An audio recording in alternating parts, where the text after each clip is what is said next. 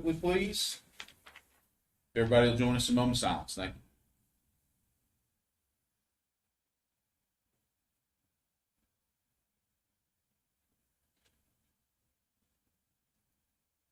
Thank you, everybody. All right, before we get on to our agenda approval for this evening, I would like to thank everyone who's come out to join us this evening. Take the time to come out here live, and then also for those of you who are watching at home, we appreciate very much the opportunity for you guys to come out and spend some time with us and see how all this shakes out and how it all works. But at this point in time, yeah, all right, yeah, and we'll just so you know too, we are working on. We've got our IT guys that have just recently been approved to upgrade some of the systems here in this building, in this room specifically, that will make a better experience for our commissioner meetings and for some other things that take place in this room as well when we're not meeting in it. So it'll be beneficial to many different outfits and organizations. We look forward to that rolling out sometime in the near future. But the contract has been approved, and our IT guys are working on that. Up next, or up first on the agenda is the agenda approval. And at this time, I would entertain a motion that we either approve the agenda as submitted or as previously advertised, or there was some concern that we may need to do a couple of additions here. Mr. Chairman, I got 2 additions I'd like to recommend. All right, go ahead.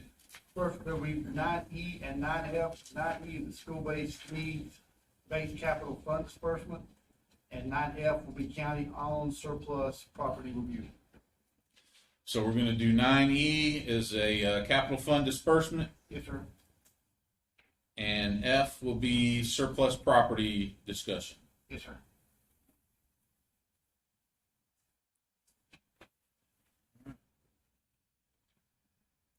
So we've got so the proposal, there is a proposal that we amend the agenda. Can I see that in the form of a motion, or hear that in the form of a motion, please? So moved. Motion by Vice Chairman Garrison that we amend the agenda to add the 2 items requested by the county manager. Is there a second?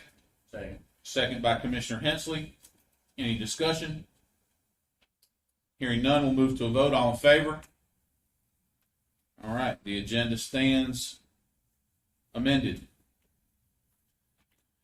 Up next is our consent agenda, which contains our tax refunds and releases, our Kanya law firm tax foreclosure updates, which include, let me get back to my regular screen here.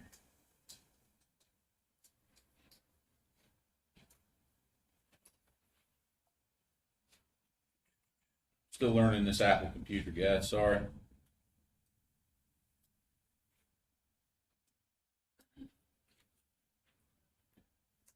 All right. That scroll. There we go. So, and the reason I wanted to mention this is because there will be 5 different properties that will be coming up for sale as tax foreclosures at the courthouse on June 15th. Do we know what time that is? Donnie, anybody? Do we know what time? All right, let's check back. We'll try to update the website to include what time that is, but that will be on June 15th at the county courthouse. We've got, let's see, service agreement and juvenile crime prevention council certification, Transportation Authority grant application, resolution for juvenile crime, and approval of all the minutes for the month of May, which included 1, 2, 3, 4, 5, 6 meetings, if I'm correct, which were mostly all budget meetings. So at this time, I entertain a motion that we approve the consent agenda. So moved. Motion by Commissioner White. Is there a second?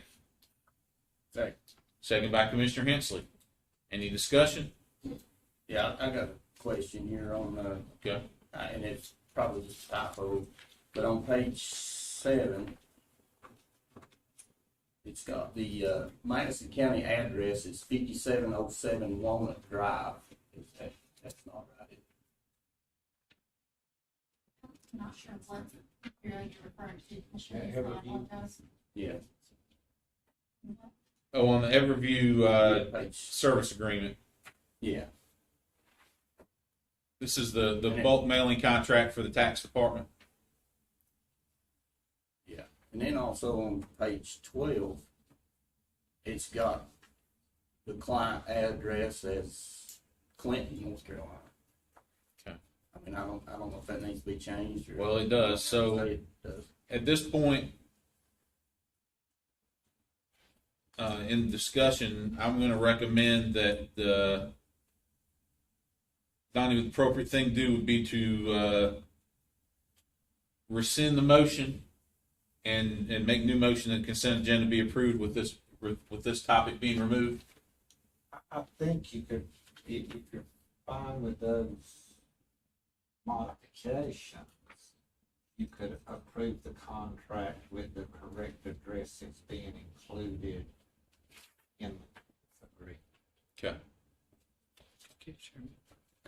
And then one more thing. All right.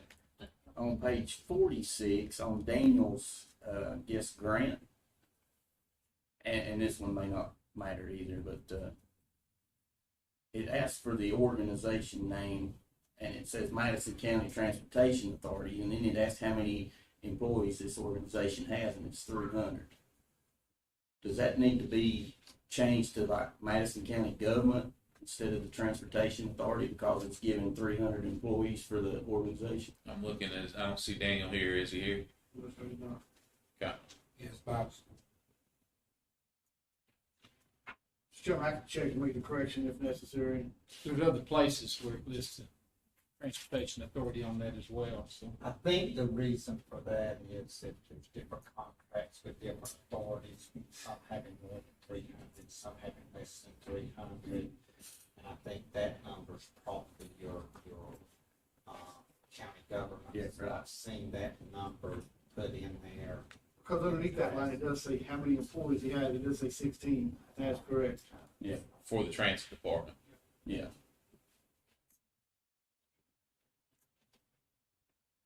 So it's okay to I would say continue on that would be an insignificant modification. modification. Okay. All right.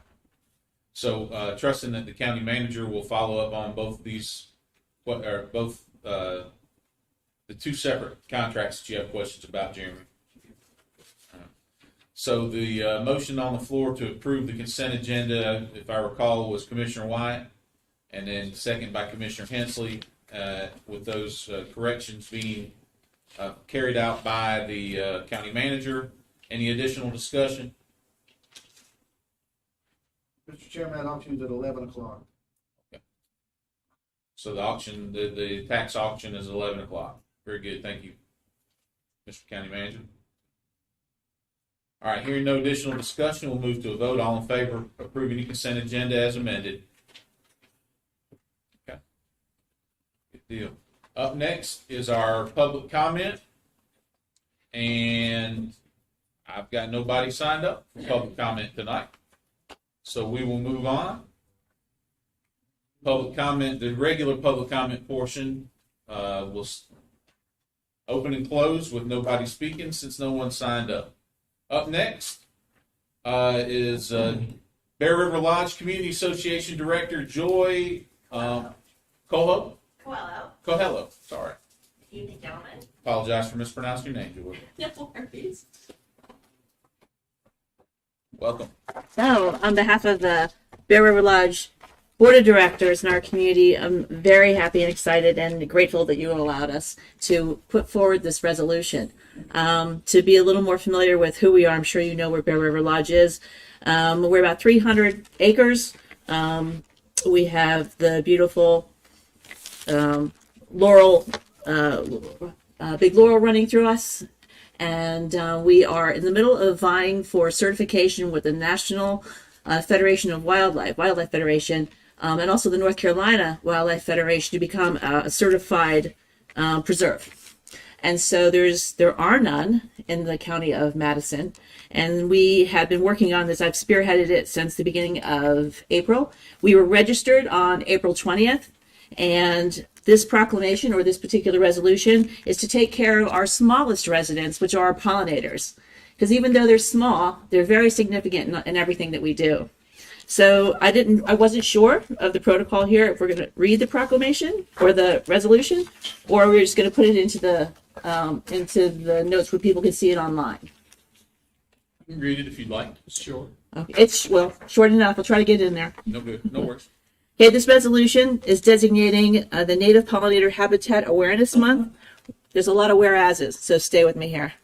Whereas Madison County and Bear River Lodge community is home to many native wildlife and pollinator species such as birds, bees, and insects that keep our environment healthy and biodiverse. Whereas Madison County and Bear River Lodge community recognizes that human health ultimately depends on well-functioning ecosystems, and that biodiverse regions can better support food production, healthy soil, healthy air, and can foster healthier connections between humans and wildlife. Whereas the Bear River Lodge community is working to maintain a healthy, sustainable, and wildlife-friendly community that brings the many benefits of nature's pollinators to all corners of Madison County through our thriving natural riparian transitional forest and our 1.3-mile-long stream habitat. Whereas all Madison County communities, all of Madison County's communities, pollinators play a crucial role in maintaining sustainable local agriculture in our residential and community gardens, which depend on pollination from bees, butterflies, hummingbirds, and other insects. Whereas national pollinator species are in decline due to habitat loss and unnatural ecological challenges, causing species like the butterfly and our native bee population to decline significantly in the last 25 years. Whereas the National Pollinator Habitat Protection efforts are a national initiative, and it offers educations to individuals and communities to help restore native habitats and support local pollinators and species. Whereas Madison County and the Bear River Lodge community will continue to support efforts that protect, restore, and reserve and conserve habitats for pollinators, as well as foster greater connections between our residents and our abundant Western North Carolina wildlife. Now, therefore, the Madison County Board of Commissioners do hereby resolve the month of June 2023 as Native Pollinator Habitat Awareness Month in Madison County and the Bear River Lodge community. Together, they encourage all Madison County residents to participate in their own community awareness, education, neighborhood activities that support and celebrate our pollinators and to protect them. And that would be adopted today, if you so choose to do so. Our intention here is just to educate and inspire people to have their home gardens, to plant native plants, to use less than toxic or not toxic chemicals in their gardens, and to encourage people to actually get their own homes certified through the National Wildlife Federation. This inspiration came from the Madison County Library Butterfly Garden, by the way, and it's our mission to creatively live in harmony with nature and protect the blessing this blessing as a legacy for future generations, starting with our smallest residents. And so the actual resolution is here to be signed. There's a copy for your offices should you choose to keep it, and there's also one for that will be put in our community center. Excellent. So who do I hand these to? At this point, we've got the resolution has been read, and I will move that we approve the resolution. Is there a second? Second by Commissioner Hensley. Is there any discussion at this time? I have one quick question. It was just the fact it came to our board's reason. Does this in any, I'm a 3B guy, bees, birds, and butterflies. So Yes. I'm all about it. Does this in any way, this resolution impact the Bear River Lodge community in a way that your community of members It's would how not be in agreement with? Yes, actually, this is how we are mindfully taking care of our forests as well as our waterways and our own individual properties. Both our covenants as well as our guidelines, which are in the middle of being rewritten, by the way, have a more ecological spin on them to be actually mindful about how we do what we do, and that our green spaces stay a habitat for these native bees. Since you're a bee guy, you know we have over 500 different species of native bees here in North Carolina, and the honeybee is an import. The honeybee is actually a bit of a livestock, actually, is considered. Not just in the state of North Carolina, but all over. So we're going to be facilitating all of them to make sure that all of our, when we plant our tomatoes, that we get tomatoes, and that when our children get to go out and play in the yard, they understand that the things that we are growing are not just here because it's a dalliance, but because it's how we get to live, which is a blessing. Thank you. Thank you, Joel. Any additional discussion? This is informational, right? There's nothing binding on. Yes, it's all informational. We just needed to show that we wanted to be well without or well within our boundaries of Bear River Lodge, but we also understand that by supporting and facilitating these pollinators, it goes well beyond our boundaries into every corner of Madison County. It's an opinion, right? Yes. And none of it has any impact on the tributary that runs through there, being Big Laurel River, as far as.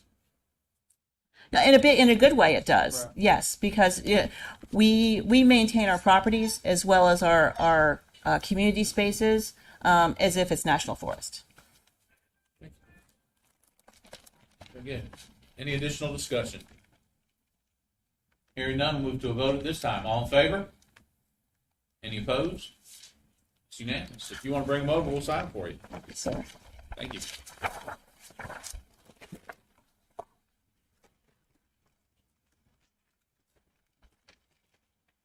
It's just 2 copies. One. And we also have a frame for you guys as well. So thank you. And Mandy explained that this needs to go back with her because she could do the seal back at the office. So yeah. One for you. Yeah, we're actually landowners, Bear River Lodge, till we sell those. Till we sell those lots. I failed to mention that. Thanks for reminding me, Garrison. That's right. Pay those dues. We've got a couple surplus properties over there that are for sale. If anybody wants to get in on it. Actually, we've seen such an extraordinary, I will use the word boom, in our building. In fact, another one of our homes that was just built will get it sealed probably by June. I was house number 17, and house number 19. Excellent. We'll let them know when they're in there shopping. We'll make them a deal on a couple of them. Thank you so much. Yes, ma'am. Thank you. All right. Up next on our agenda tonight is going to be Brad Guth. And Brad is dealing with our public hearing on the limited moratorium ordinance on data processing facilities. So, Brad, come on up.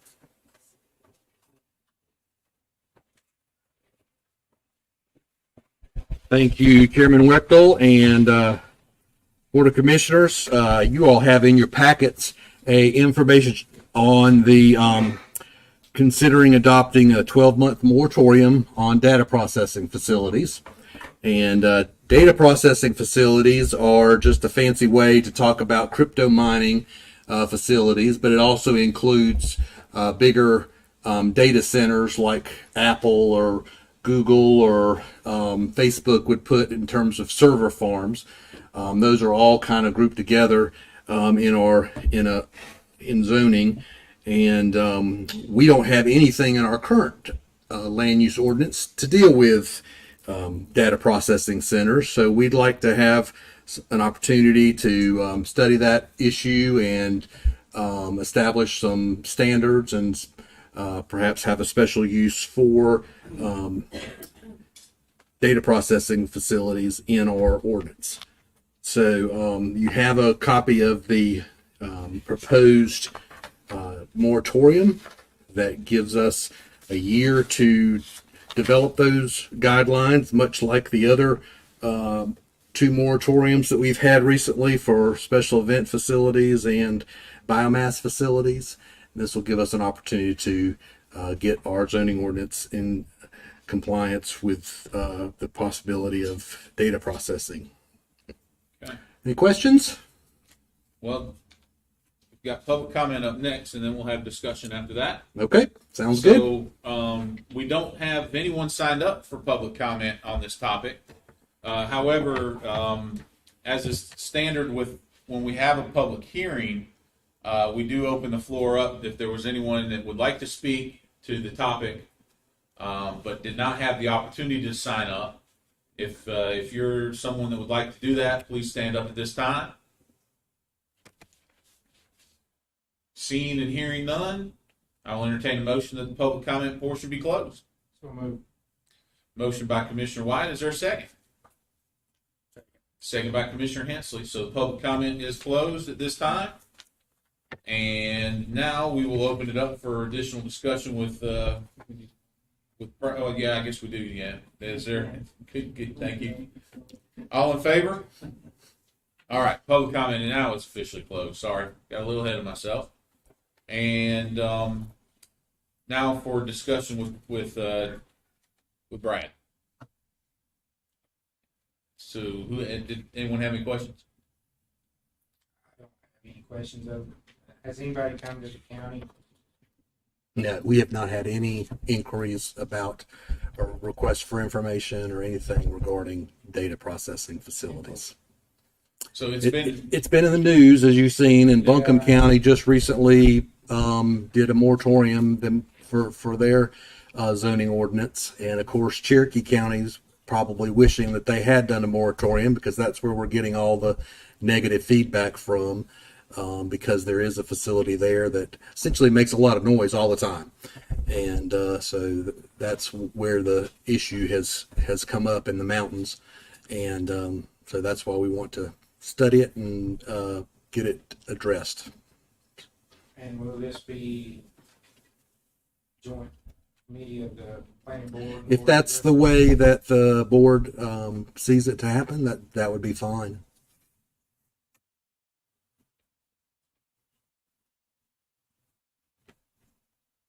Any additional discussion?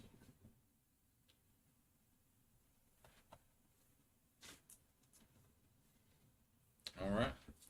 Hearing none, I would entertain a motion that we approve the moratorium per the resolution before you now. I'll make it in form of motion. Is there a second? I'll say that. Second by Commissioner White. Any additional discussion at this time in regards to the motion or the actual resolution itself? Brad, I would just ask, we filled your cohort slot. I just asked that we bring back a benchmark timeline. Absolutely. I think the manager is going to share with you, if he hasn't already, the timeline for the biomass, and we'll do the same for the data facilities. And incorporate the things that I see here as some of the justifications for doing the moratorium, the timeline, the reason for that. Go ahead and incorporate those into it as far as study, research, public engagement. And just to note that just because we have 12 months don't mean we'll necessarily need to take 12 months. That's correct. Thank you, Brad. Yes, sir. Appreciate your proactiveness on it. I have nothing further, Chairman. Any additional discussion? All right, hearing none, move to a vote. All in favor of approving the moratorium for the data processing facilities, indicate by saying aye. All right.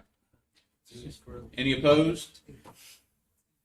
What's that? What's your concern? Hey, man, I just figured to mix it up a little bit, keep you on your toes. It's boring doing the same thing over and over again, man.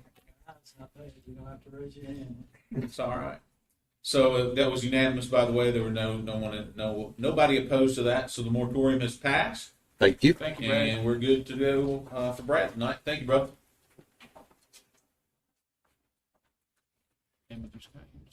All right. Up next, Health Director Tammy Cody.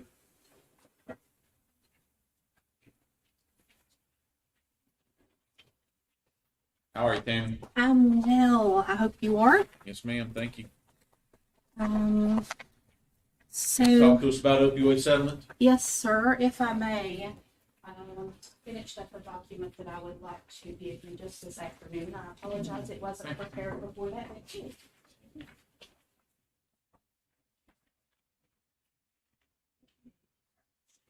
And then there's one more in the back.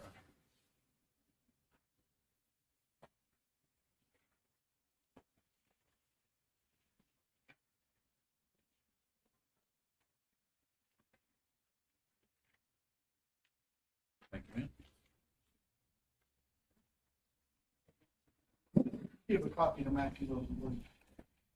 I will give him in just a moment. Okay. So Matthew has been instrumental in helping to create these documents. So he's here to answer questions that you may have as well.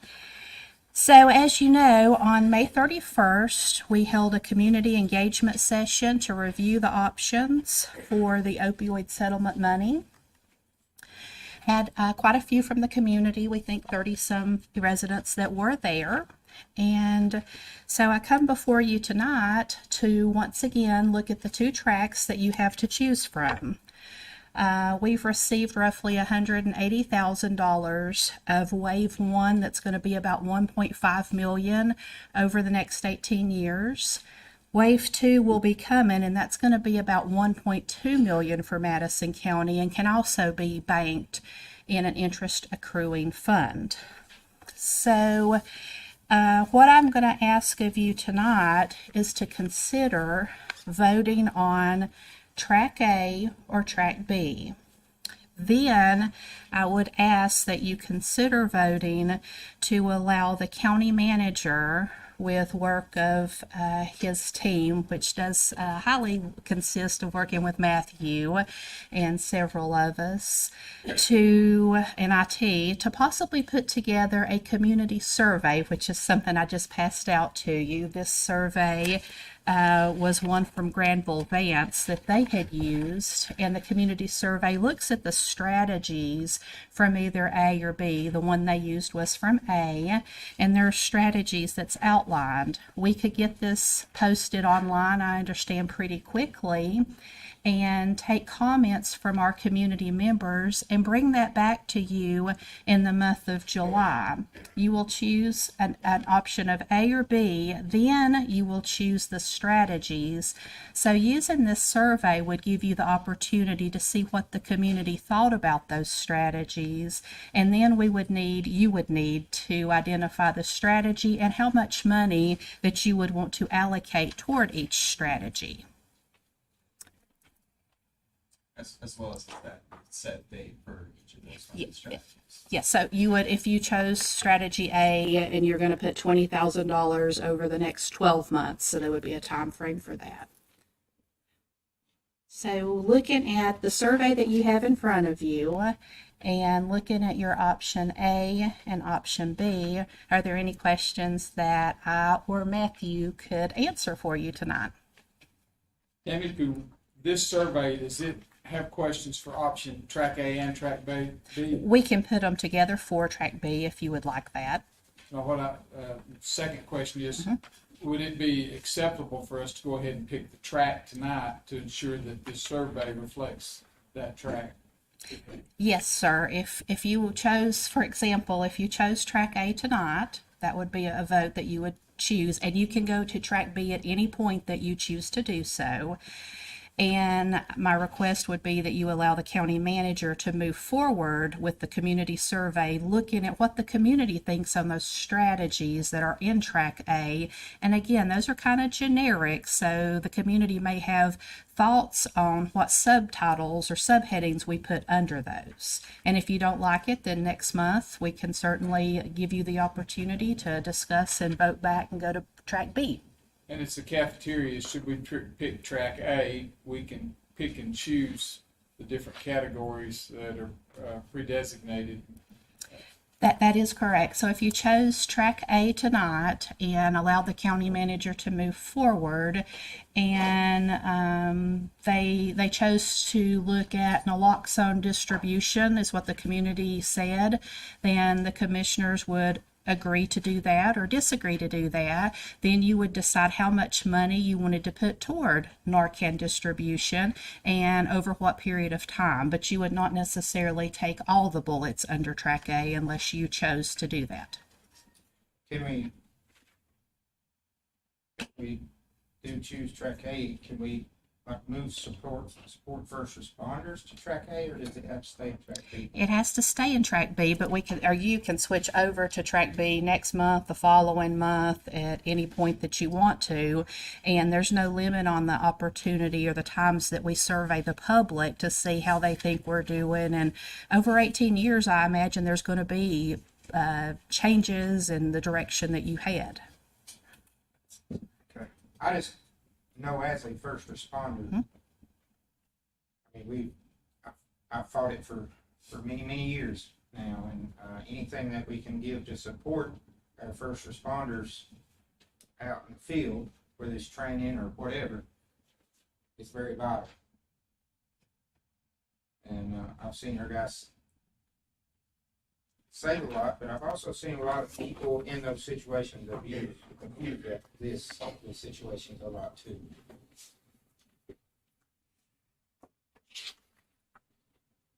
Well, and some of the things that are in Track A are actually things that can be implemented towards support first responders, as well as some of the things that we've allocated funding for through the recovery opioid or substance abuse recovery grant funds, so to purchase quite a bit of tangible physical supplies to help support them. So. Commissioner White, item 6, early intervention, fund programs, services, training for early identification and intervention. So things for first responders might fit under that early intervention. So with the generic titles, I think there is some opportunity to look at seeing where items might fit. Tammy, also there is our colonel, if my recollection is correct, there is a position that maybe a shared position, but a position that will actually help manage these selection processes One over a interview period of complete, years. 2 interviews to go. Do what? One interview complete, 2 interviews to go for that position. So my suggestion is that we consider, let's go ahead and pick a track and authorize the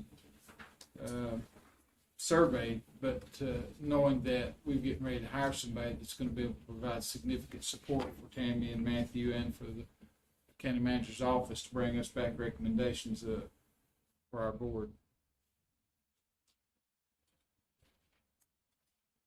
Good. This is the question I asked Matthew several months ago about which counties close to us have picked track A or B, and according to his email like 2 months ago, I don't know if it's changed or not, there's only like 2 counties in the state that has picked track B. Everybody seems to be going with a track A. Is that still By and large, yes, because under Track B, you would have to engage in a collaborative strategic planning process. You'd have to involve county stakeholders, internal departments in that planning process before you undertake any of those options under Track B.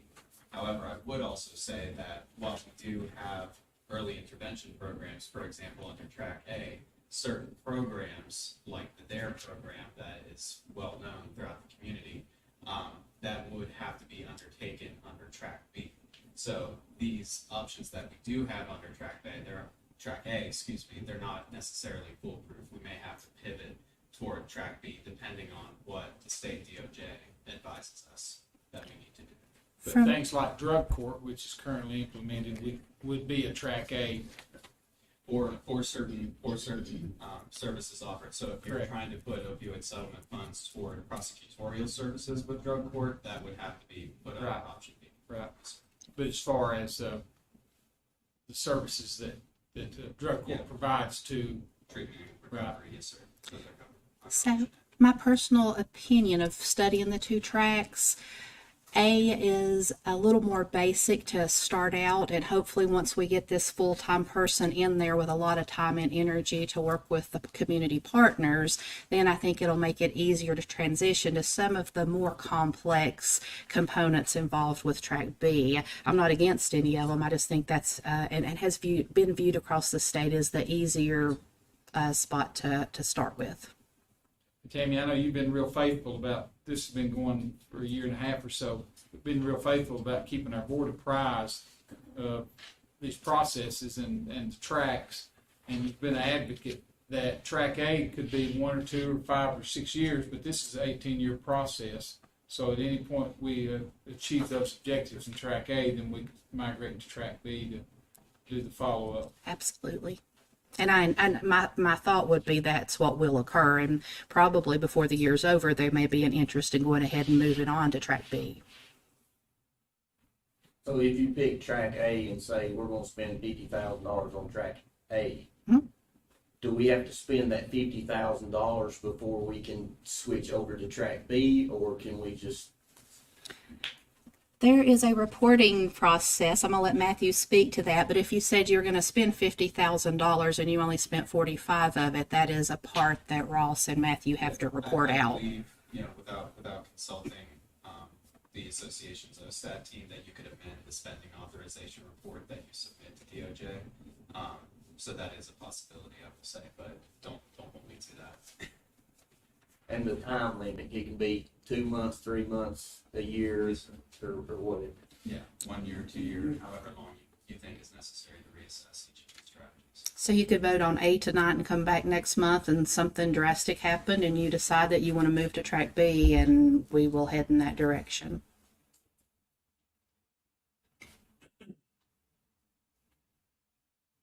Any additional questions? Good information, good concise. At this time, if you guys so choose, I would entertain a motion that we select a track.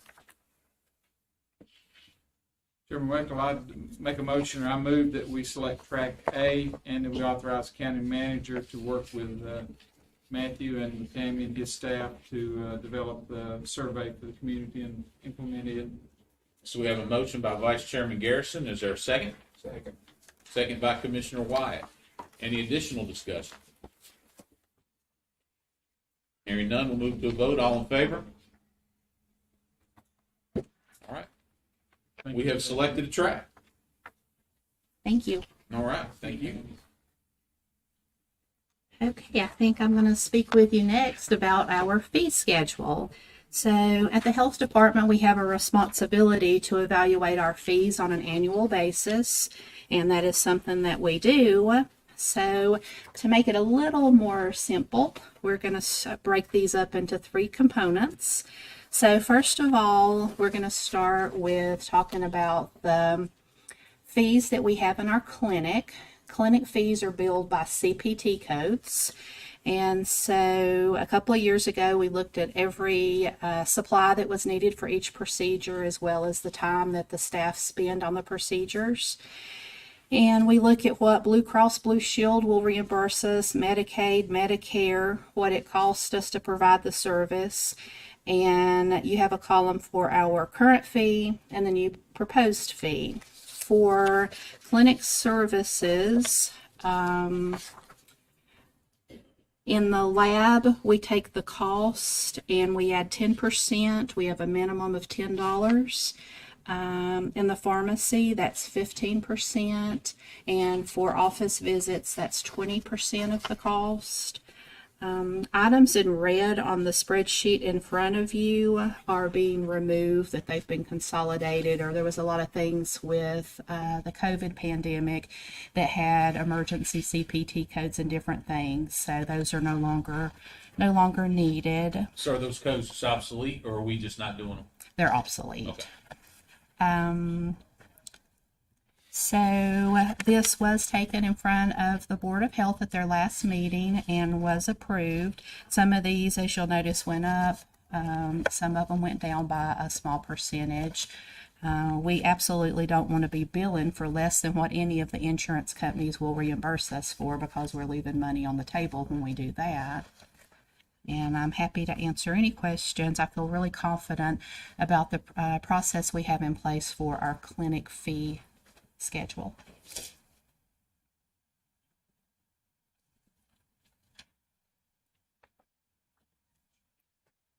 Anybody have any questions in regards to the clinic fee schedule? Hearing none, I'll entertain a motion that we approve the clinic fee schedule. I'll make a motion to approve it. Motion by Commissioner Hensley. I'll second the motion. Is there any additional discussion at this time? Hearing none, go to a vote. All in favor? All right, the clinic fee schedules have been approved. Next, we will move to the dental fee schedule. That's the one highlighted in yellow. I don't feel great about where we are with this one. The one that you have is what was presented to the Board of Health at their last meeting and was approved unanimously. I have another one on my desk, though, with a lot more information. So this one just has a couple of small changes to it. Since this time, though, we have gotten information from other payer sources and other counties with health departments as well as a private practice. But for now, if you would be willing to approve the few changes that are there that can be implemented July 1, and I intend to be back at your July meeting with a more detailed, appropriate adjustment for the dental center. Does anybody have any questions about the dental center fees? The ones in green are the adjustments. Those are the adjustments. They're all slight increases right now.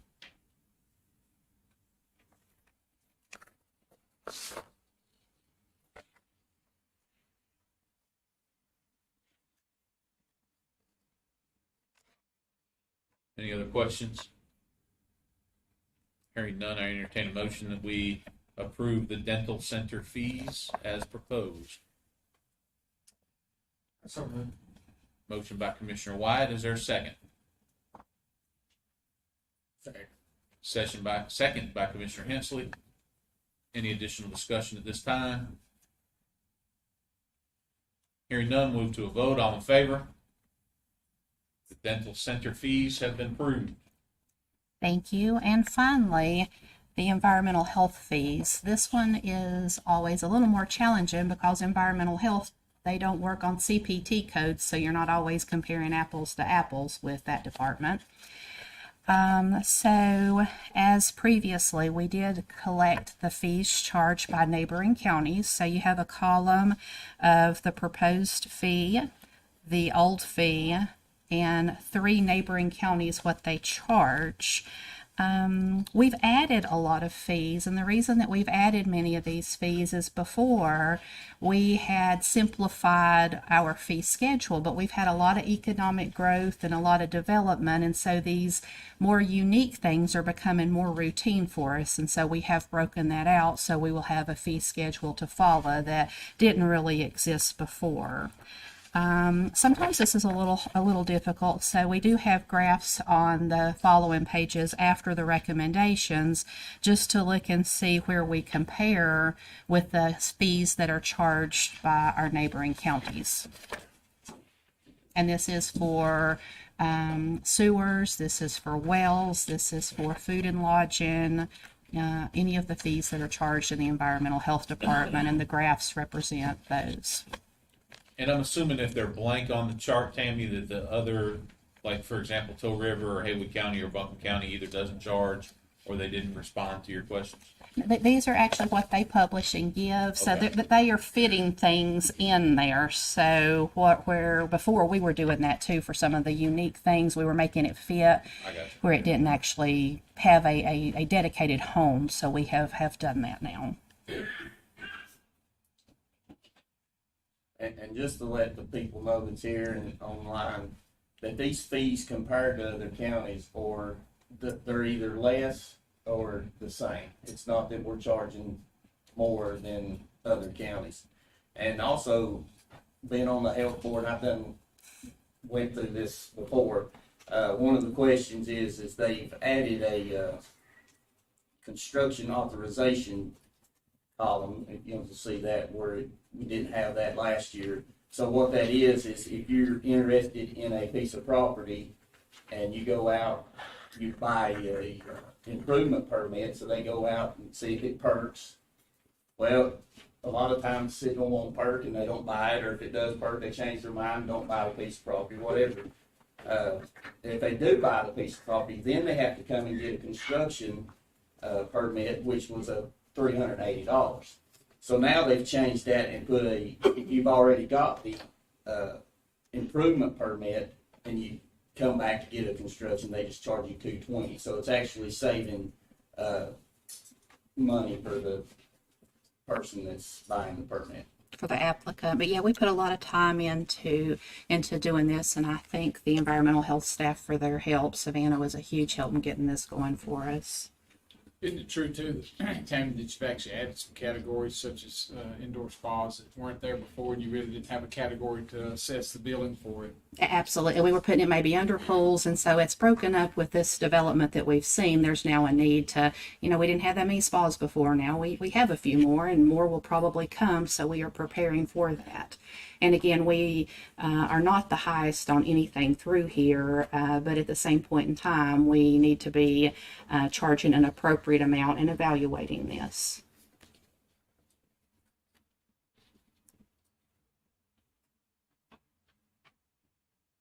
Any other questions? Chairman Weckel, I move that we accept that revised fee schedule as presented. So we got a motion by Vice Chairman Garrison. Is there a second? Second. Second by Commissioner Hensley. Any additional discussion? Thank you for information, Jeremy. Hearing none, go to a vote. All in favor? All right, the environmental health fee schedule has been approved. Thank you, gentlemen. Yes, ma'am. Thank you. And finally, so I'm here tonight to present to you our SOCH, which is the State of the County Health Report.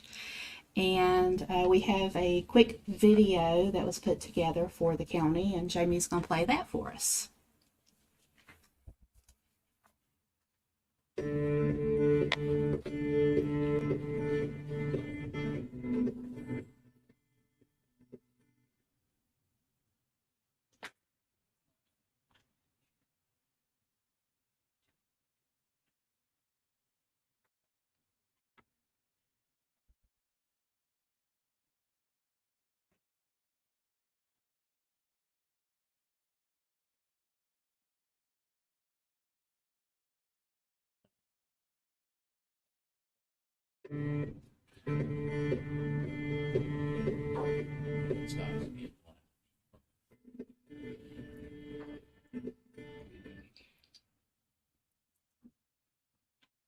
So while the video's buffering, anybody care to mix popcorn or anything like that for us?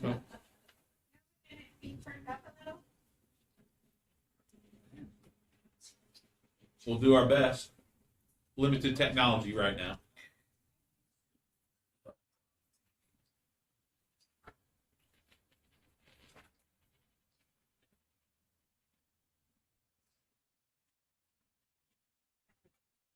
Crank it up.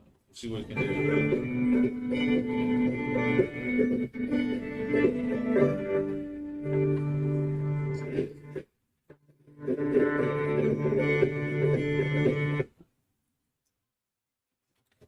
Okay, it's okay, we won't take a few more. So we have a little video that did have some nice scenes from around the county. But your report for this year, our health priorities are healthy eating, healthy weight and diabetes, and substance use and mental health. And this has been a consistent thing for Madison County for many years and in our entire region. It may be worded a little differently, but that mental health, substance use, and diabetes and healthy weight's a big thing in our region. The SOCH gives us an opportunity to look at the processes we have in place and how we are working with our community to address these issues. And so this year we have been able to implement the Walk with Ease program, cooking classes on healthy cooking and spending time with families, diabetes, educational videos. We've expanded our medication use disorder treatment program. We have several programs in the middle and high school, Teen Intervene, to look at substance use issues that we see in our young folks. We've offered dine-in with diabetes classes at the nutrition sites, created resources to look at social determinants of health, established community pantries. We were able to hire an additional provider to help with the medication assisted treatment program at the health department. We've gotten several grants to address the opioid disorder program that we have, and we were able to hire a coordinator to work full-time at the middle school teen intervene program. We have a lot of community partners that come together to focus on these big issues that affect all of our residents and all of our communities. And so I just wanted to share this progress report that we're having. There's a lot of work going on, and our goal is to have all of our residents as healthy and as happy as they can be and leading the most productive life that each of them can live. So thank you. Thank you, Tammy. Hey, Tammy, before you go, can you talk about the over-the-counter giveaway program that you're going to do? Yes. So that is huge. We were able to secure funding from VIA. There's no local tax dollars involved in this, but we will be having MedAssist will be coming to Madison County, and we will be using the high school, and up there we will be giving away, our part was $9,000 that VIA paid for us, but they'll be bringing over-the-counter medications. The goal will be to have as many people as they can apply online, and we will specifically target all of our seniors and work with, there's a homebound component to this. We all, I think, take for granted that if I have a headache, I go to my medicine cabinet and get something for that, or heartburn, but a lot of our residents, especially those on fixed incomes, that they don't have that opportunity. And so just before school starts, that Thursday and Friday, Thursday setup, Friday will be the distribution. We need volunteers if anybody wants to help with this, but we will get the medications ready. They'll come by and get their medications, and we want this to be a health fair as well. We have a parenting booth that's going to be there, substance use, mental health, other tables. So anything that's health related in our community, if it's physical activity and health related, we welcome to have tables there. I know there's a campaign SAFE that was locking up guns. It's going to be there to discuss the importance of gun safety. So it's going to be a great opportunity, and we'll work with the transportation. I've mentioned it to Daniel Metcalf to make sure we can get as many of our residents. But our goal is to serve 1,000 people that day. Very good. Yeah. Excellent. Thank you. Glad to see that come to fruition. Thanks for bringing that up, Jeremy. Thank you. Yeah. So that's August the 11th, from 9 to 2 at the high school, if anybody's interested. Awesome. Very good. Thank you, Tammy. Thank Dina as well. Sorry that her video didn't play. All right. We appreciate her efforts. So, up next on the agenda is Carrie Ledford, Finance Officer. Good evening, gentlemen. Please find for your approval Budget Amendment number 12.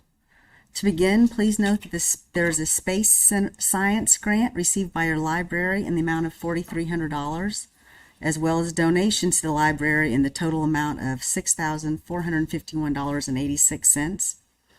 There's a substantial increased revenue to your sheriff's office due to the increase in cost of housing the juvenile inmates.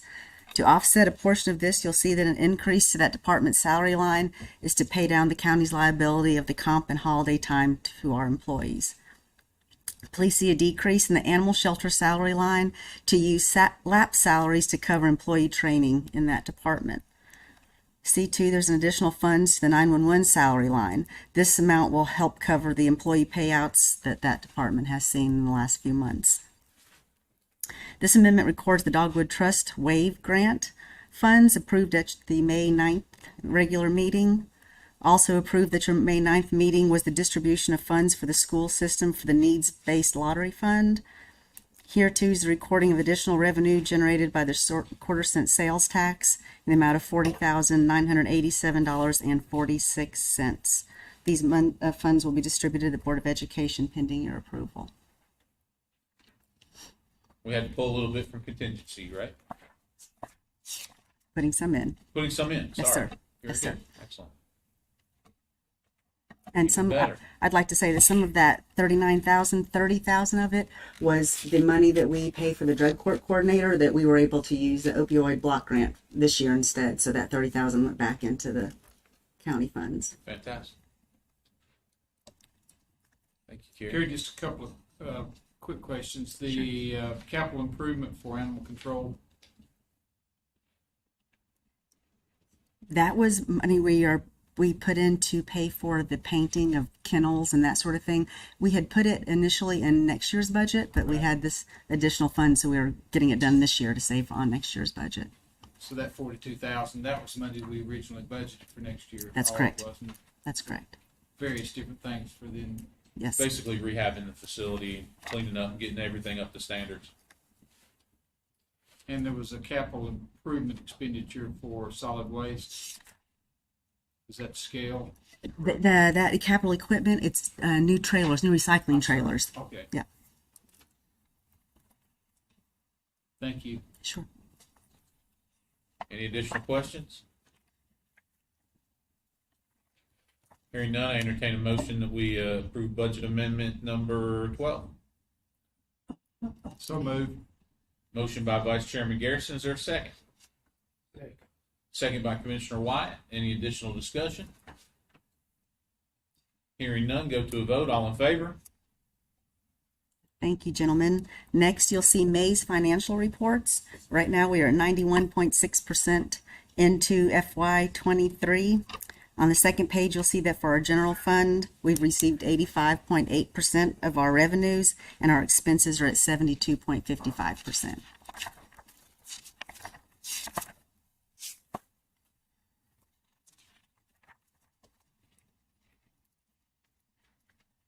Say that one more time. Our revenue is how much and our expenses are what percentage? Revenues are 85.87 and expenditures are 72.55. Excellent. That's what we like to see. Very good. Awesome.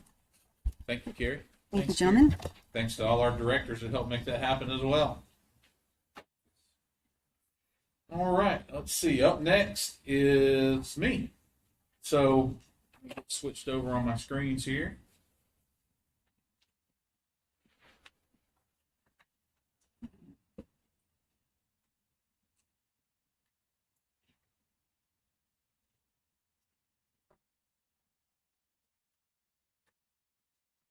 Get the document open. See in good shape. Here we go. All right. So just wanted to share with everybody a little bit because it's very common that we get the question, what does county government do, or what have you guys done, or anything like that. So we're 6 months into this gig right now, and just wanted to kind of touch on some of the things that have happened. Not going to say that everything has run as perfect as we would all have hoped, but it's all running pretty good at this point. We're very grateful. So our kind of a state of the county address, I guess you would say. One thing we're very proud of, and one of the things that we wanted to stress to everyone. It was priority number one for this board when we first came on was to get a full-time county manager. After 2.5 years with a part-time interim county manager, we hired Colonel Honeycutt, and we're very grateful that so far so good. Everything has gone as well as advertised, and we're very grateful for that. We have hired a new HR director. Who comes to us with multiple years of experience with NCDOT and DHHS, and we're very grateful to have her on board with us. We have created a county government leadership roundtable team that meets every 3 weeks to discuss, prioritize, implement, and monitor county projects and grant programs. Currently, we've got over 60 such grant activities and commitments that we are managing on a tri-weekly basis, I guess would be the proper term for that. And we appreciate the members of our staff that are part of that leadership roundtable. And that included establishment of a grants management coordinator to support the endeavors while seeking other additional state, federal, and private grant funding opportunities for the county. And development of an electronic calendar to alert staff of upcoming grant deadlines in order to better manage details of each individual project. That's something that we really, quite frankly, just hadn't done before, and we're very grateful to be able to implement that. And so far, it's done a wonderful job. Helps us all keep track of what's going on, what's coming up, what needs to be addressed, and holds us accountable as well as our staff accountable. We're very grateful for that program. We're nearing the completion, very near the completion of the 23-24 draft budget. That includes, no, not letting the cat out of the bag here, I don't believe, but with no property tax increases, at least a 3% cost of living increase to all county employees, and or raised the county minimum wage to $12 per hour. We eliminated unfilled and unnecessary positions and programs, targeted salary increases to critical departments where we had a lot of turnover, such as DSS, Sheriff's Office, in regards to deputies and detention officers. Our maintenance department, which if you were here earlier, we filled a long-suffering position there that we've been trying to get filled for quite a long time. And then other critical positions that have historically suffered hiring and retention issues. We've got elimination of nearly $3 million in unfunded liability by paying down large comp time and holiday balances, which we just heard our finance director touch on with the budget amendment. And I don't know, Vice Chair, do you care to elaborate on that? That was a project that you really zeroed in on and really helped us help navigate through the waters on that. Nothing to add? Okay, good enough. I didn't warn him that I was going to do that to him, so that's on me. We've got a creation and funding of a budgeting mandate to pay all overtime and holiday hours. That was another thing that we accomplished before you guys came in this morning or this evening, or those that were here early enough to catch it. We created holiday and funding budgeting mandate to pay all overtime and holiday hours as they are earned and accrued by the 911 Communication Center telecommunicators, the Sheriff's Office deputies, detention officers, and control tower operators. And that made up the bulk of that unfunded liability that we had previously had that has been hanging out over the county for many years, and we are very grateful to actually pay that off and completely eliminate that. So this current budget does that, and we're very grateful for the work of our staff and the folks at the Sheriff's Department and everyone else who helped make that a possibility. We've increased the economic development project funding initiatives through Article 44 money without depleting any of the percentage that was allocated to the Madison County school system. We allocated funding to contract with a professional lobbying firm in Raleigh for county legislative, legal, and funding initiatives. We increased our county school funding, but the part that we fund of the county school system budget by $500,000 this year. We increased the capital maintenance budget to address building and infrastructure issues, to address years of chronic fatigue or chronic neglect because of lack of funding in those areas. So that has been remedied in this budget. Moving forward, we hope to make great strides there. And then this budget also establishes $100,000 annual funding for Parks and Rec for facility field maintenance and additional programming for youth sporting and non-sporting activities. Continue to scroll down here a little bit. I'm not sure why my screen isn't scrolling. What am I doing wrong?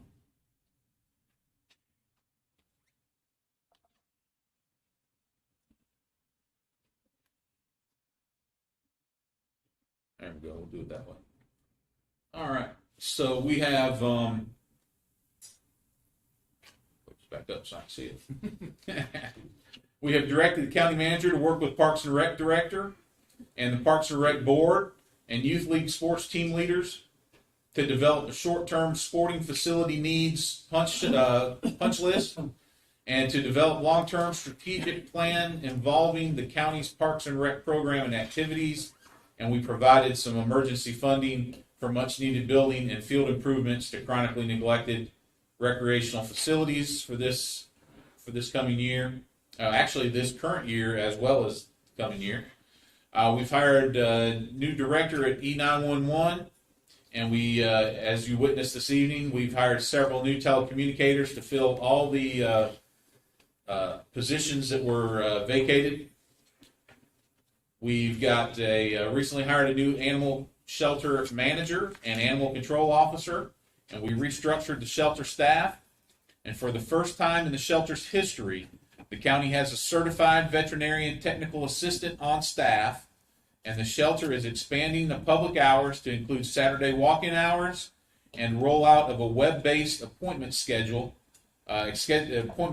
system so that we can better serve not only our residents but the animals that the animal shelter has to try to adopt out to help find good families for our furry friends. We have a commitment and commencement of funding, design, and construction of a new courthouse complex underway. We have initiated and completed the bidding process, which is the design and build process for the NC 213 water connection project between Marshall and Mars Hill, and we are actively pursuing the funding to do the same, to run sewer through that exact same corridor. We have completed the event venue ordinance and updated the noise ordinance that protects the rights of property owners while trying to ensure the character, tranquility, and traditional rural mountain living. And while that is a work in progress, we have made tremendous progress there, and that can potentially stand to be tweaked as we go forward. But we made great strides in getting it started, and we're going to keep reevaluating that situation. We've supported design and provided funding for the Economic Development Board in the initiation of the due diligence phase of site development for a new industrial complex on Long Branch Road in Marshall. We've selected and contracted professional services to conduct a job and classification study of our county departments and associated employment positions to ensure that we are competitive in attracting and keeping quality professionals in our departments. We have selected and contracted for professional services to conduct a job. Oops, I'm sorry, I double clicked on that one. Continued a partnership with the Mars Hill VFW Post 5483 and aided in acquiring the necessary property for soon to be announced Veterans Park on Medical Park Drive. We have empowered our tax administrator's office to aggressively collect delinquent property taxes, and working with our tax office staff to increase the tax collection rate to a projected collection rate of over 97% this year. We're zeroing in on that 98% figure, and that's where we're. That's our next targeted goal. And we have been very active in the identification of surplus and declaring unwanted or unneeded county properties as surplus property, and selling those properties in order to bring that revenue back to the county and put those properties back on the tax rolls. We have created a 911 advisory board, and that board should be getting off the ground here very quickly. We've got, I believe we'll have a little bit of discussion about that tonight yet to come. And we have approved the purchase of a new 911 console system and added a fiber Viper Link system. So the first 6 months have been busy. We've spent a lot more time together, I think, than any of us ever thought we would.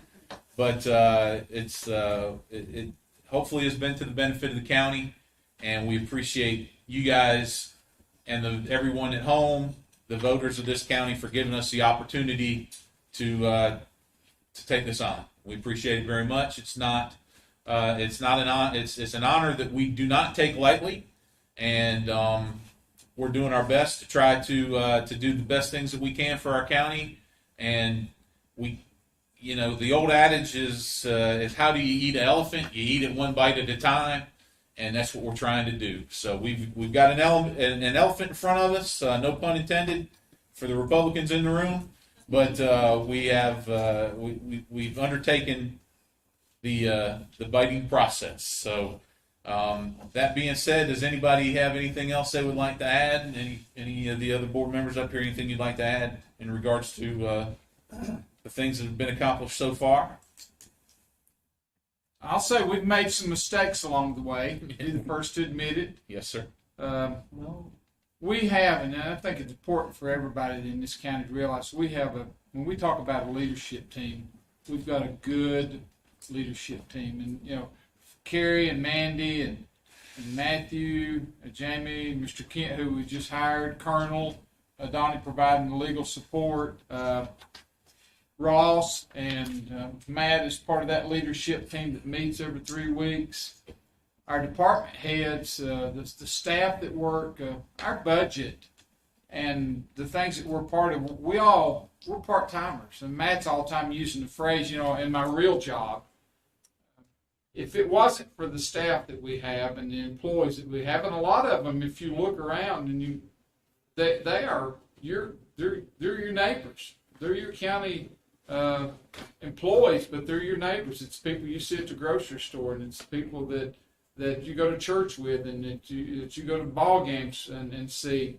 And so we should be proud of that as a county. The things that we're able to accomplish isn't because of this board. It's because we have good leadership, people who are serious about being financially responsible with your tax money, and who are striving to cut corners and become more efficient. And we demand a lot of them. I'd be the first to admit that. But I'm proud of all the folks that work in our local government, and I personally am appreciative that it's a long list of things that are going on, things that have been accomplished, but it's because of a huge, big team effort. There's people that come to these commissioner meetings each month that the only reason they're here is just to support us, that they pray for us. There's people that spend time during the course of the week asking God to give us guidance and to bless us financially. There are people who come and hold us accountable. You call us and you email us. I don't always appreciate those and like it, but it's needed and is government's responsibility. I'm glad that you feel like that you have the access to us as your elected leaders to be able to call and levy concerns or to provide suggestions or to complain about something. It's a lot going on, but because of the leadership team and the community's active engagement, a lot can go on. So I'm very appreciative of it. And Vice Chairman Garrison is a member of that leadership roundtable as well. He didn't want to toot his own horn, but I'll make sure that he's out there. And Brad serves on that leadership roundtable group as well. I think we covered pretty much everybody. If we missed anybody, it was unintentional. But we appreciate very much the folks that we have the opportunity to work with and work for. The first 6 months have been good. And Garrison said they haven't been perfect, but we're going to work on that. And we're always open to constructive criticism. So don't hit us with it all at once, please. But we'll be glad to take any constructive criticism that you have. So anybody else care to add anything to that? I'd like to say that commissioners did not get a raise. That's never been drawn out. That's correct. They got 3% employees, which is nice. At least. At least. But I just want the people to know that we didn't get a raise and we're not looking for a raise. And that needs to be pointed out because people sometimes think that you do a job for the money. Believe me, we don't do this job for the money. And I want to point that out, that we didn't get a raise and we don't want a raise. Thank you. Thank you, Bill. That's a valid point. And I appreciate you bringing that up. So, Well, I'd like to say, I don't want to add to, take away nothing that Matthew said, but I appreciate the public coming. It means a lot to see faces all the time. I know some of them come a long ways from Spring Creek, but they're dedicated and they're here. And whether you agree with us on everything or whether you don't, you're always here, and I appreciate you coming. Because you don't know nothing what goes on in the county unless you come to a county commissioners meeting. So, appreciate you. I can't add any more than what these fine fellows have said, other than it's an honor to serve you folks, and that's why we're here. There's no glory or no gain. It's to serve you, the public, and that's that's what we set out to do, and that's what we're gonna do, to the best of our ability. And Chairman Wechtel's home telephone number. No. You give them a cell phone, not the home number. I would like to say, if I miss a phone call or an email, it's not intentional. We're very busy, and you know, Michael, he's retired and he'll stay out to all hours of the night, keep us here forever. But Jeremy and myself and Matt work at our real job, I guess. Real jobs, Is yeah. that what you call it? And, Yeah. so I will apologize now if I've missed an email or a phone call. I think we all echo that. If it wasn't intentional, if we've ever missed the ball or dropped something on you, wasn't on purpose. So please reach back out to us. Don't think we snubbed you, because it was most likely unintentional. So, all right, ready to move on? You tell me you don't screen call? Everybody ready to move on? I don't screen calls. Moving right along. I do not screen calls. I promise. If I don't answer the phone, it's because I'm with somebody else. All right. Yeah, or I'm on the phone with Garrison, which is what 90% of it is. All right. So the other thing that we've got on the agenda for my part of the agenda this evening is a discussion in regards to Madison County's membership in the French Broad River Metropolitan Planning Organization. So what has happened is two things have occurred recently that have affected Madison County and our membership with with the Metropolitan Planning Organization. One was the census. So when the census was done, there was some shifting of residents as far as the number of residents, and the governing body of the Metropolitan Planning Organization had changed the rules at the state level. Before, we were in it because we were close enough to the next neighboring area, Mars Hill. Let me back up. Mars Hill is the only area that has population density enough to qualify to be part of the Metropolitan Planning Organization. So that little corner of the county was part of the Metropolitan Planning Organization. Still is technically. But it has to be contiguous with another metropolitan area. And it used to be, I believe it was 2.1 miles. And that was just enough to where we would catch the limits of the population area of Mars Hill would catch with the population area of Weaverville. In the latest round of rules from the state, or the feds actually, I believe, have changed that to 1.5 miles. Because of that, we have kind of become disconnected with Weaverville in the eyes of the rules for the Metropolitan Planning Organization as far as mandatory membership. Okay? So at this point, it is optional for us to remain part of the French Broad River Metropolitan Planning Organization.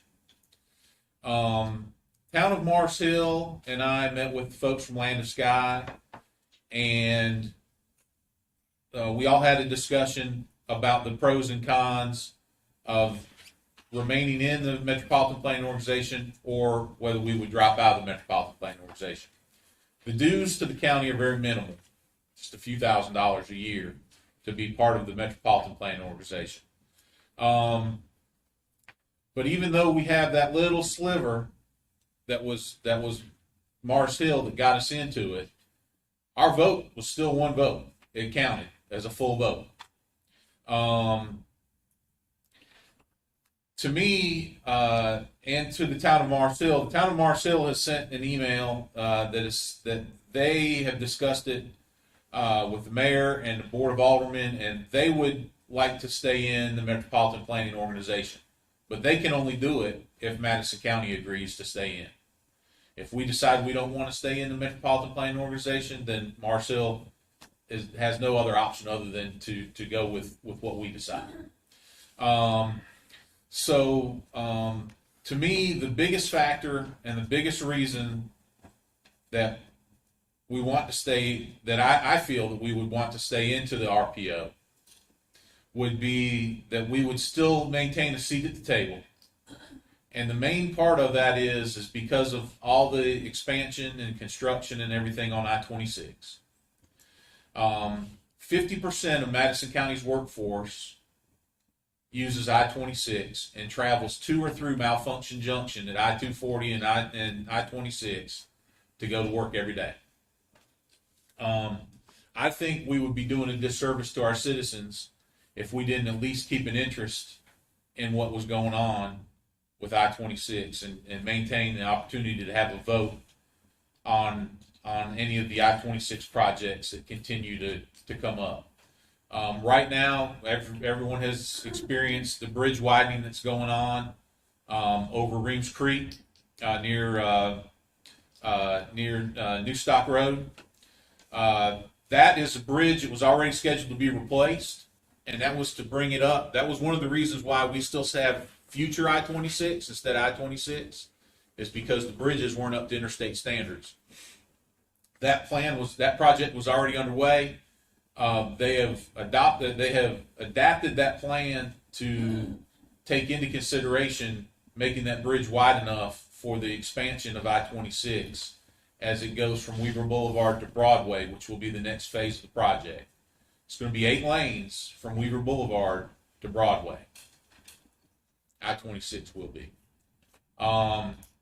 So that's the next phase. Once they finish from Brevard Road down past the airport to Hendersonville, once that's finished, then they're going to start on phase 2, which will be Weaver Boulevard to Broadway. And I think it's a bad time for us to walk away and not have a seat at the table when those discussions could potentially involve 50% of our workforce.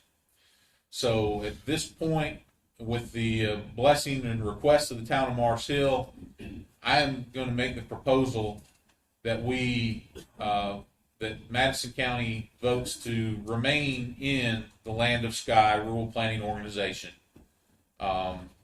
continuing to go forward with the program. And I make that in the form of a motion. Second. It's got a second by Vice Chairman Garrison. Is there any discussion?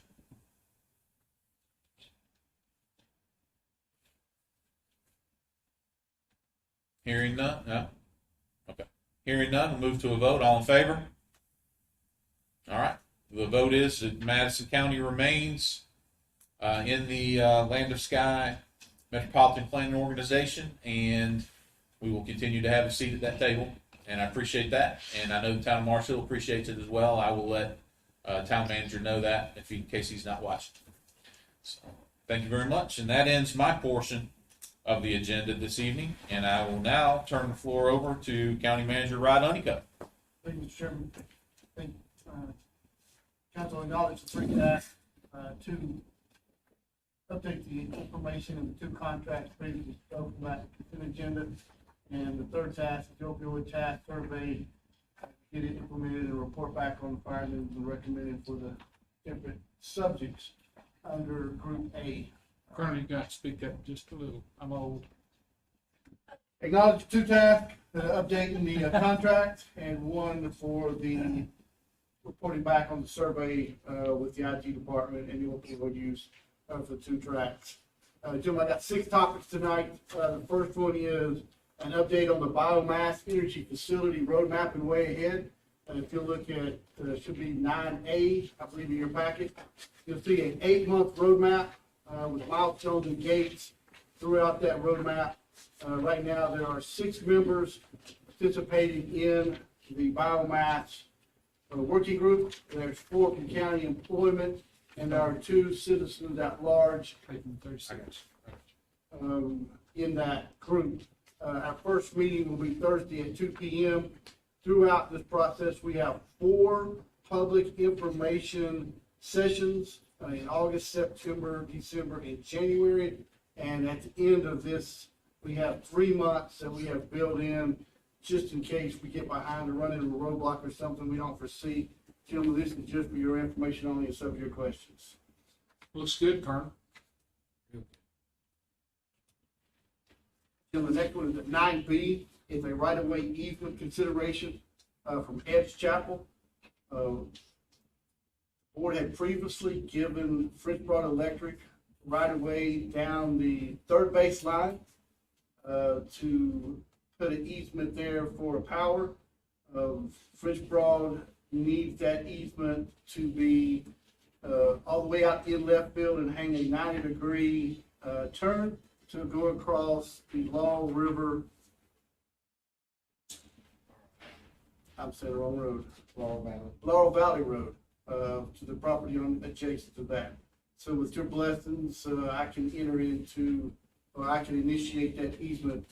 And there will be no impact to the softball field or baseball fields, and no impact to future economic development should occur there. We're putting the line further enough out in the left field, that'll be out of the playing area. Just gonna be buried or? It'll be aerial.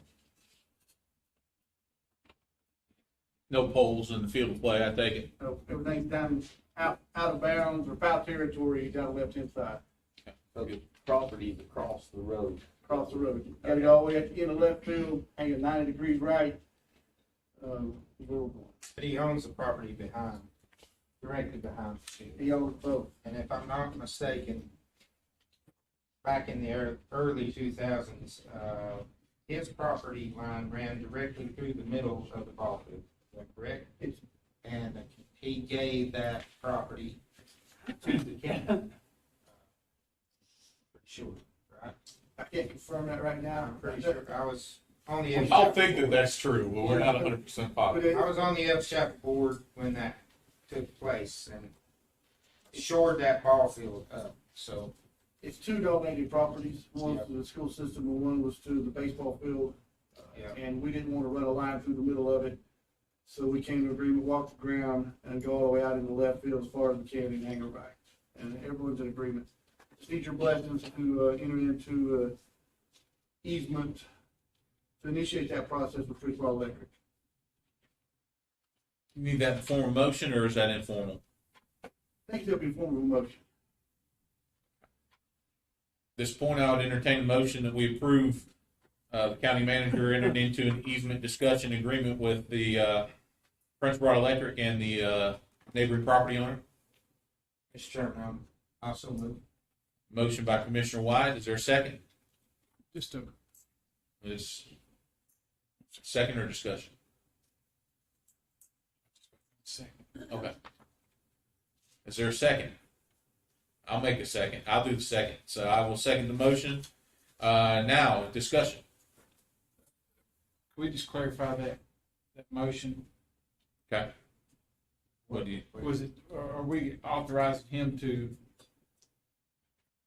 enter into agreement or enter into conversation? Execute the French Broad membership easement. That's what I want to make sure of, that we just go ahead and authorize him to do it. If I misspoke, I apologize. So, yeah, we want to authorize the agreement. That is my To execute the agreement. To execute the agreement. Okay. Nothing further. So that is Commissioner White's motion. I will maintain the second on that. Any additional discussion at this time? Hearing none, move to a vote. All in favor? All right. Gentlemen, next is 9C, and that is the updating of the bylaws for the Madison County Public Safety Board. 5 adjustments to the originally submitted bylaws. The first one is Section 1.4, Emergency Management Coordinator. That's just a title change there from Director, and it was actually a Coordinator. Number 9 is Emergency Management / E911 Director. That was just a title change. And at 11 is making the county manager the chair of this board until we get the board up and off the ground in a format where I can put someone else in it.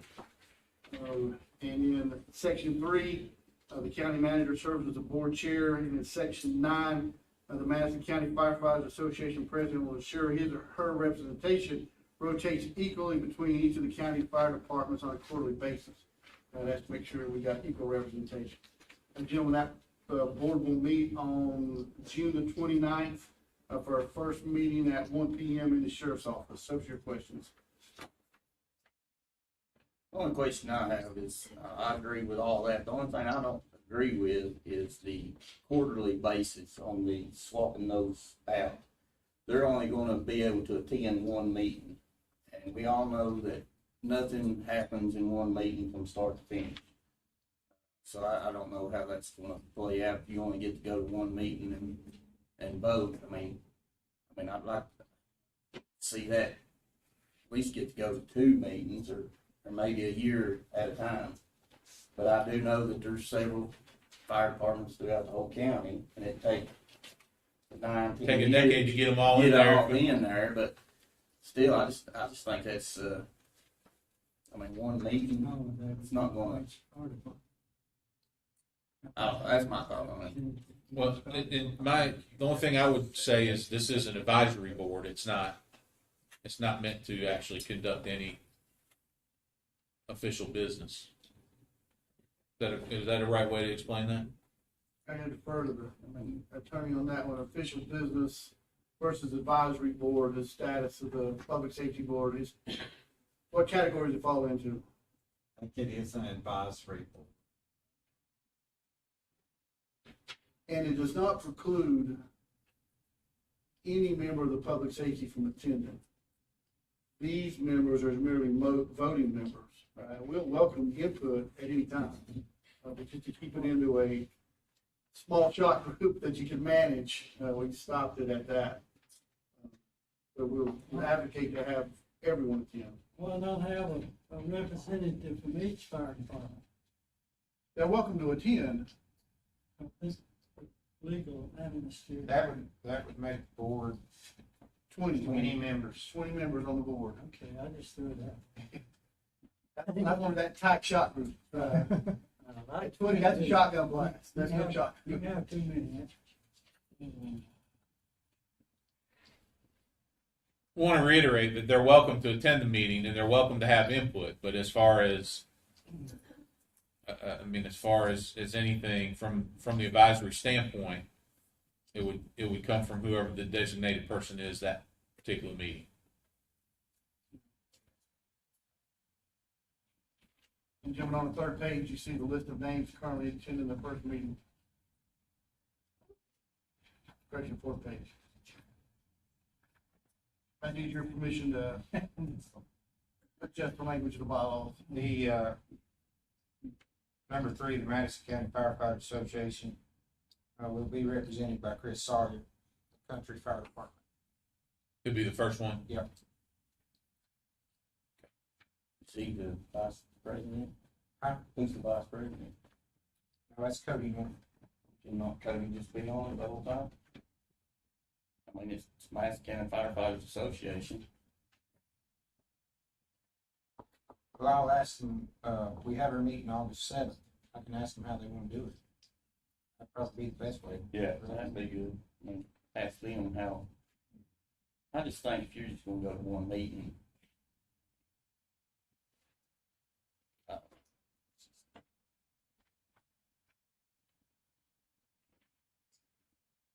I can do that. Alan, you've been in the fire service long enough to know that it's pretty important we disperse that opportunity to have input And all of direct them have, I say so. between all the different communities. And I want Yeah, them all. I agree with that. Maybe we could up it to 2 people from the fire association and designate, and that they serve a period of 6 months each. Yeah, we can do that too, man. We can do that. What are we doing? We're going to add a position to the board that will have 2 firefighters, designate from the president of the Firefighter Association plus 1 at-large from the other 8 departments serving, and will rotate every 6 months. That way they get 2 under their belt. It would basically be 2 designees. So make the other one Cody Norton from Springfield. It'd be a lot, and I agree, Jeremy's got a valid point, you need to, and these boards may actually meet monthly till they, monthly until they get some of the things like our 911 system, moving forward, new, cell tower stuff going on, systems, so they may meet more often. So you'd have 12 members at that point then? Okay. Does that present a problem if there is anything though, that you have an even number now? You can make one a non-voting member. You do that. Is there any reason that 12's a problem? Well, it has potential for a tie vote if they do vote on anything. With the odd number, it would minimize the potential, assuming everybody's in attendance. It would minimize the potential to tie vote for anything. That's probably, you're not gonna have all of them there anyway. If we're 6 We hope they take six, it's probably something we're gonna need to go back. Well, that's a good point. They're against the advisory board. Yeah. Half of them aren't in agreement. That's not much to advise me on. Fair enough. Don't waste your time. Vice Chairman Garrison, you want to, have we explain this board to the public, what it's, would you, you're a little more eloquent in your. In essence, it's the sheriff's office 911. The sheriff's office dispatchers are merged in with the county's 911 communication system to make it one total unit. This public safety board gives that particular 911 center is managed by the county. They're our employees. And this gives all the different towns, the emergency management, your EMS, and your fire departments, police departments, all of them a place at the table to have interaction, communication, to talk about upcoming things that maybe are needed, equipment, maybe policies and procedures that need to be updated. And then they provide that as an advisory through this board to the county manager's office to make changes in accordance with the recommendations of this board and the county manager to the E911 director. So since we manage it and we serve everybody else now has a place at the table to talk about the quality of that service. And it's a two-way street where E911 also has the opportunity to share things that are coming along that would assist them in making their jobs a lot more conducive to the work that they do. So it's a good process. And originally there was a board for this, and somewhere along the way it got dissolved. So it's about communication and partnership, the bigger family.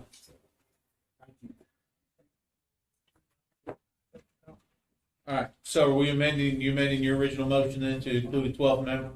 I will amend my original motion to include that 12 member. Mandy, you need it restated? Yes, please. All right. So at this point, we now have a motion on the floor by Commissioner Wyatt, and correct me if I'm wrong, that we are approving the changes proposed by the county manager for the Madison County Public Safety Board, including the addition of a 12th voting member to that board. Is that accurate? Being from the Madison County firefighters. Yeah, right. That individual would be a second person from the Firefighters Association. And changing it from quarterly to 6 months. 6 months. To a 6-month term versus a quarterly term, 4-month term, 3-month term. Sorry. Not bad. So we have a motion on the floor by Commissioner Wyatt. That was a second by Vice Chairman Garrison. Is that correct? Did I remember that right, or did I make that? Wasn't me, but I will. Oh, well, no, I did. I think it was me then. Madam Clerk? You make that. I believe it was me. Yes, it was. Okay. All right. So we got a motion by Commissioner Wyatt, second by Chairman Wechtel. Thank you, ma'am. Any additional discussion? Hearing none, move to a vote. All in favor? Thank you, Mandy. Colonel, if you would just disseminate that out so that, or however, to make sure all the municipalities and the fire departments know who their representatives are. Can we put that under? Transitions. Can we put that under the boards on the county website too? That'd be all right. Can that be added? Thank you.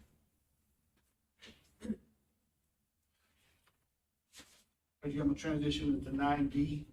Appreciate the updates. county board vacancies and reappointments. We have one.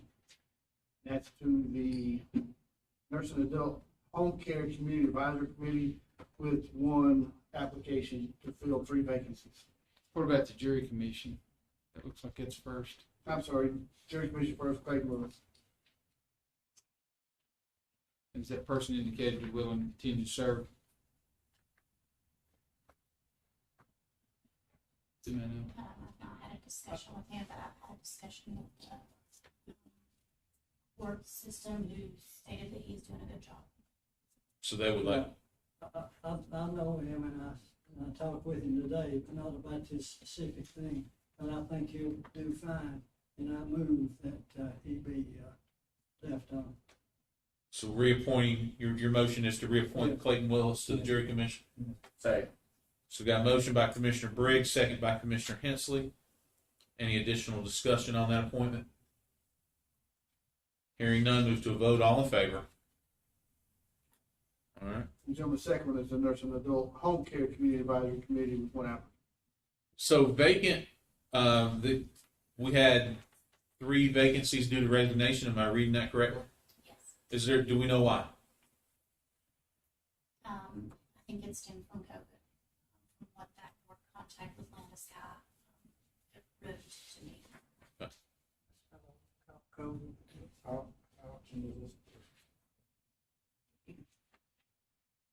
Madam Clerk, do you know how often this board meets?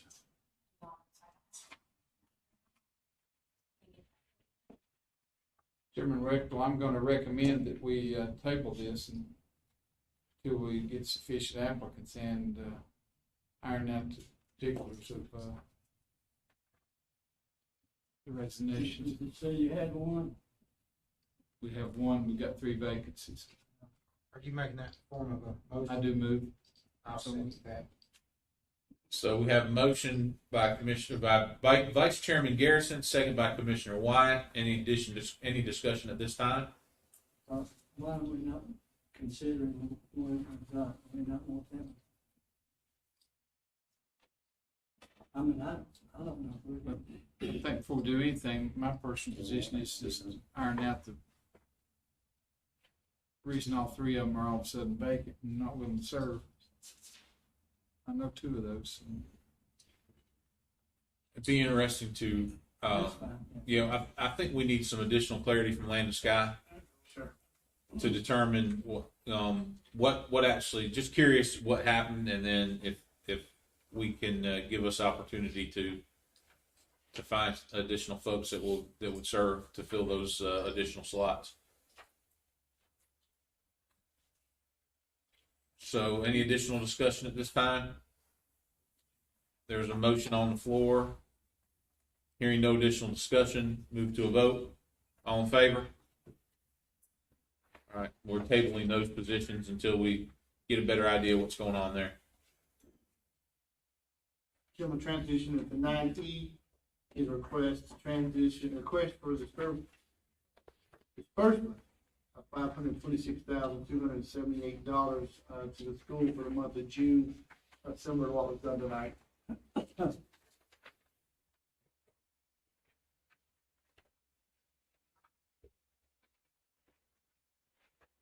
So this is the school needs base capital fund disbursement request.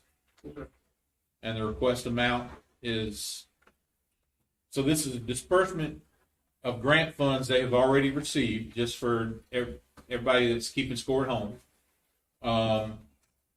This is a grant that the school system received, and it is essentially a reimbursement grant, if I get that correct. Is that the right terminology or no? It's a pass-through. Okay, yeah, pass-through grant for us. Ultimately, we're the keeper of the funds. When they're ready to spend it, they have to come to us and get our approval to spend it. So their request is for the total grant was just under $2.5 million, and they're asking for a disbursement in the amount of $526,278.06, which is so specific it makes me think that money's probably already been spent on something. So, at this point in time, entertain a motion that we approve the requested disbursement for the school system. So moved. Motion by Vice Chairman Garrison. Is there a second? Second by Commissioner Hensley. Any discussion? Hearing none, move to a vote. All in favor? Unanimous? Then the final topic is 9F, and that is for surplus property associated with print pack parking. There is a bid for $10,000 for the end of that parking lot. Subject to your approval for that sale. So this is is this the initial bid? Yeah. Okay, so this is the first bid. So what this would do then, for everybody keeping score in the room and those at home, this would start the upset bid process. And this is for just over a half acre land that is right near the water tower at Print Pack, and is essentially needed for them to facilitate some additional parking to accommodate their shift change operations. And they have made a bid for that piece of surplus property in the amount of $10,000 at this time. If we accept this bid, that begins the upset bid process, and someone else would have the opportunity. I believe it's 10 days. Is that correct, Madam Clerk? They have 10 days to upset the bid. If not, then it'll come back to us for a final vote. So we're not voting to sell the property at this time, but we are essentially going into the upset bid process if we approve this vote, or if we approve this request. So hearing that, I'll make it in the form of a motion that we approve the $10,000, or that we accept the $10,000 bid on property pin number 9716-75-8207 in the amount of $10,000 and begin the upset bid process. Is there a second? Second. Second by Commissioner Wyatt. Any discussion? Hearing I none. would just say that we modify that to be 0.56 acres, because I'm thinking that pin number's for all of that land over there. It's this point. But I'm saying in the motion, we don't want to give them all 35 acres. You've already adopted a resolution at your previous meeting to sell the 0.56 acres. Thank you. So the motion's fine as it was made? Counselor? It is. Okay. Sounds good. All right. Any additional discussion? Hearing none, move to a vote. All in favor? All right. Upset bid process has begun. Hey, Jim, so if you guys have a question, I complete my portion of the next agenda. Thank you, sir. All right. Once again, I want to thank everybody who came tonight at home and watching at home here in person. Thank our staff, our directors, everybody that has a role in this. We appreciate very much. And at this time, I will entertain a motion that we adjourn. Second. Who made the motion? No. No, let Bill make the motion? No. Okay. So we've got a second by Commissioner White, Yeah. motion by Commissioner White, second by Commissioner Briggs. All in favor? All right, we're good.